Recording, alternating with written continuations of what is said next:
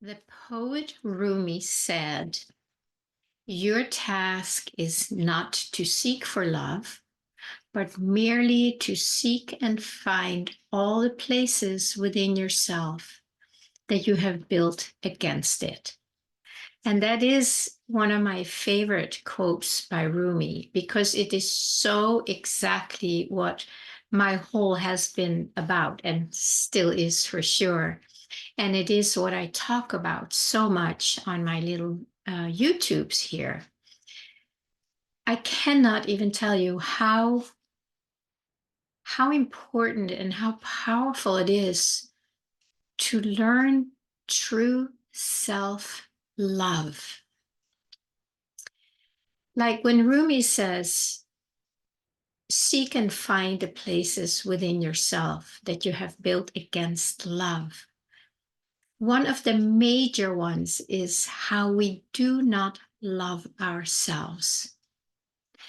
And in reality, when you start waking up to who you are, it makes no sense whatsoever to not love yourself because you are love itself, as I often talk about, as I often need to remind myself about. But it is so I don't even know how we can make it to freedom without that. Not bypassing, thank you very much, but to really fully embody the love that we are. And it is a process, it is a journey, it is not an easy one because we have so many layers built against ourselves, against love, that we have no chance to be free until we uh, break down these barriers.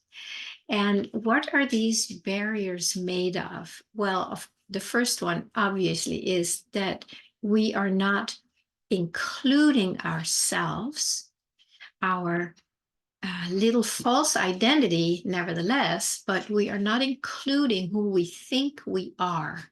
So we keep living separate from who we are.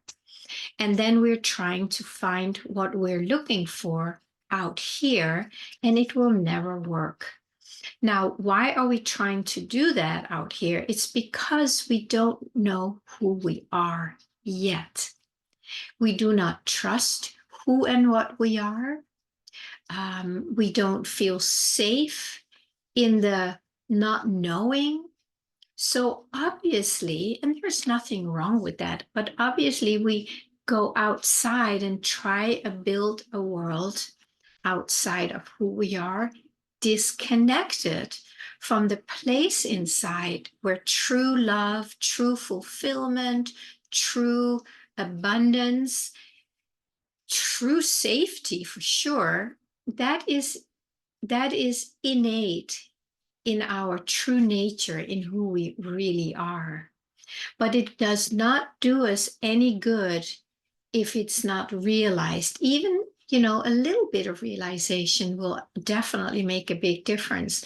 But if we are fully cut off, there's no reason to turn back to find safety or fulfillment in here, or certainly not love if you are denying yourself that love.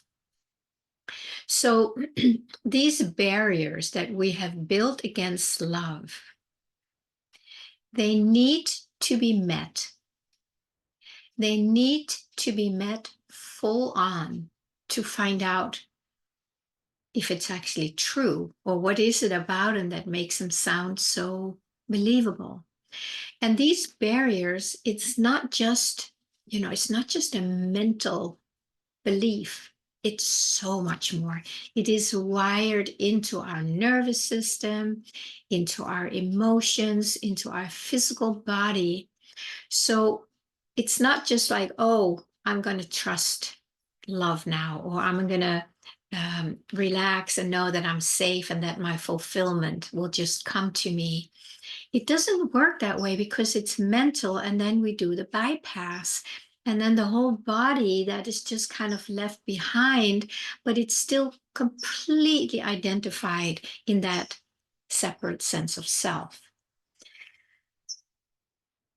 what I would suggest, and it's not something most of us can do on our own. And I know we try and we think we can.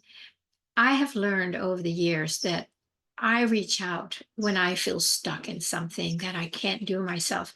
And many times we really can't do it because we're so identified with it that we don't have access to anything outside of that false identity to deal with it, except do the bypass and then start living another separate sense, also disconnected from source, but now also disconnected from where we really need to go to dissolve these barriers.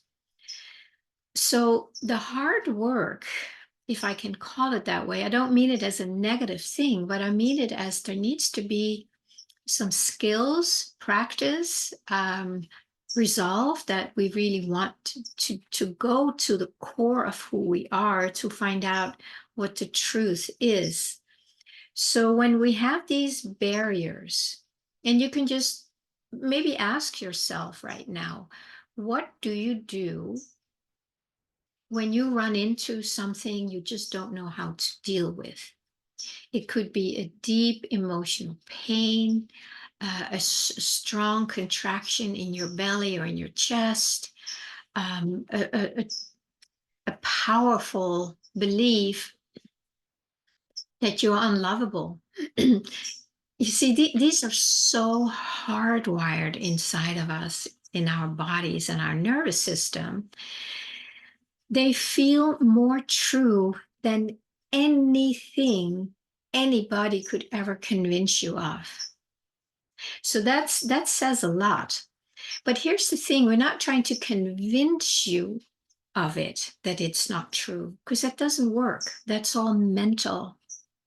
I want to invite you to find the courage to get curious about this contraction. So that means, would you be willing, would you be able to, would you find courage, are you courageous enough to, instead of moving away and trying to get rid of it, to turn around and go into that experience of fear, not feeling lovable, could be physical pain? Would you be willing to turn around 180 degrees and enter into this thing that really, really scares you? That's a process. It's doable. It's powerful, and it is very empowering when you go there, when you just say, okay, I want to find out what this is. And usually it's not just one thing. These contractions are held together through many, many layers, many barriers, as Rumi talked about. So we have to meet it as they show up. You can't go to the core if there's 15 layers before that you need to open up. I have sometimes talked about it as it's a flower, You can't just go to the inner leaf of the flower. They all have to open up in their own timing. And then eventually you get to the core of it. And that's really where the gold is. But we have to make that journey to reach that goal, to reach the gold, the goal of the gold inside of the thing you want to get rid of more than anything. Yeah, I don't think I can just say how to do that here, like mentally. It is a process, and I have found it incredibly helpful to find somebody skilled to do that with, so that I feel safe enough to go there knowing that I'm not alone. And you might be able to relate to that. But once I do it, then it's actually not so bad. It's only bad when you stand outside and you just see this huge barrier, boulder, and you just don't know what to do with it. but by just going one layer at a time. So you basically just meet it right where you are now, here. And you just lean into it or touch into it a little bit. It's like you just want to sense, like, what is this here? It's imagine it's water. And you just put your finger in the water. It's like, what is this water? Oh, it's moving. It's a little wet. So, but if you stand way away from the ocean, it looks like this huge thing that can look scary. I know it can also look inviting, of course. But if we look at the ones with the waves, and they're scary. So if you just gently put in your hand, just get to feel it and get a sense of it, then it's actually not scary at all, especially if you have somebody next to you to help you with that. And then you go, oh, okay. And then you learn something about that layer, and then when I work with my clients, then we stay with that and learn from it. And then when it starts softening, then we can go, oh, what else is here? And what else is here? And what is this part trying to say?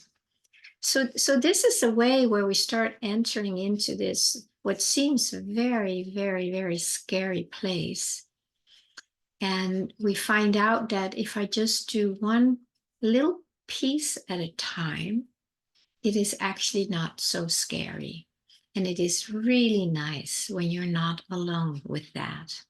Maybe you already have a trusted friend or teacher or family member who knows how to do it. It is a skill, and I had to learn it myself. I took the training many years ago in the Hakomi method. So I'm a certified Hakomi therapist.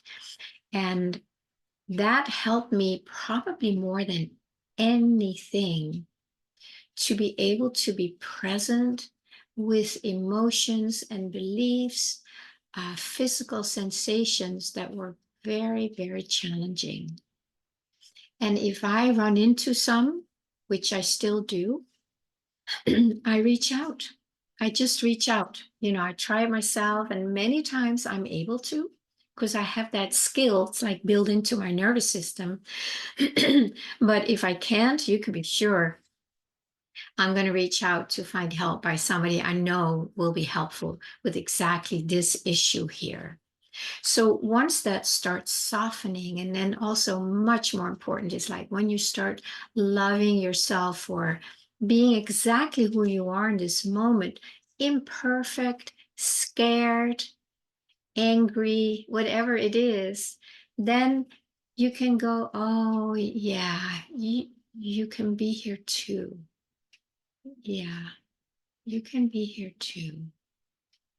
So you see, there is a little bit of a softening when you allow that to be here, which you actually would rather get rid of, but it does not work.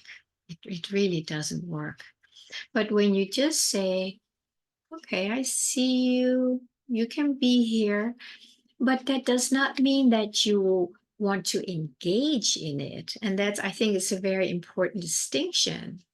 You can say, yeah, you can be here, but I do not want to engage in that kind of negativity or fear-filled thoughts or threatening thoughts or something like that. You can just say, I do not, you can be here. I know you have been very critical of me most of my life. You can be here, but I do not want to engage with you anymore. So that way you just pull out your energy, you liberate your energy instead of using your energy to keep it at bay, right? So your energy will stay stuck in this to keep it out there. But by just saying like, okay, I get it, you're here, feel free to hang out, but I have other things I want to do. And then you can start using that liberated energy to find out, what do you really want? And that's where you start digging up the gold. Because when you know what you really want, and these are deep felt longings, I've talked a lot about the longing because it is so, so powerful too. You know, the deep longing of what you really want deep in your heart, not the superficial ones. That's surface stuff, which we still need to deal with. But when you get down to that core of what you deeply long for, and then you use self-love and say yes to that. So that's the thing where I talk about saying yes to yourself. Then you have a very, very powerful match, you know, your deep longing. And because you love yourself, you say yes to it. And here you are. This is probably the most powerful tool you have in your heart. And when you understand it and know how to use it, things do change. It is unavoidable. Maybe not overnight, but over time. And the more you practice it, the stronger the tool gets. So, this is my little response to Rumi's quote. You know, you have to seek and find all the places within yourself that you have built against love. And love is who and what you are. Love is what you long for deep in your heart. You may be afraid of it. You may have shut yourself off from it, so you're not receiving it. That has been one of my big ones in my life, based on many circumstances.